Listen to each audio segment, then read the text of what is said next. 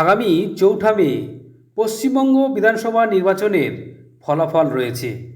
আর সেই উপলক্ষে বিভিন্ন ডিপিএসসি যারা ওই দিন অর্থাৎ ৪ঠা মে মর্নিং স্কুল করার নির্দেশিকা দিয়েছে, কিন্তু শিক্ষানুরাগী ঐক্যমঞ্চ ওই দিনকে ছুটি ঘোষণার দাবি জানিয়েছে। তারা কি জানিয়েছেন চলুন বন্ধুরা দেখে নেওয়া যাক।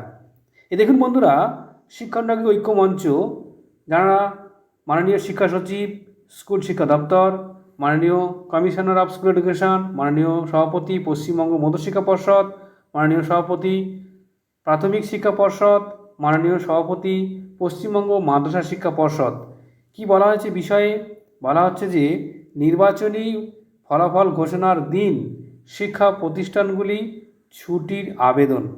কেন বলা হচ্ছে?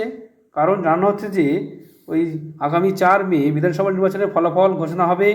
উক্ত দিনটিকে কেন্দ্র করে রাজ্যের বিভিন্ন প্রান্তে রাজনৈতিক উত্তেজনা ও অস্থিরতার সম্ভাবনা প্রবল বলে সাধারণ মানুষের মধ্যে আশঙ্কা তৈরি হয়েছে। আর এই পরিপ্রেক্ষিতে ছাত্রছাত্রীদের নিরাপত্তা ও সুরক্ষার বিষয়টি সর্বাগ্রে বিবেচনা করা অত্যন্ত জরুরি। ফলাফল ঘোষণার দিন বিদ্যালয় ও অন্যান্য শিক্ষা প্রতিষ্ঠানে স্বাভাবিক পঠন পাঠন চলাকালীন ছাত্রছাত্রীদের যাতায়াতের সময় কোনোরূপ অপ্রীতিকর ঘটনা ঘটার সম্ভাবনা উড়িয়ে দেওয়া যায় না।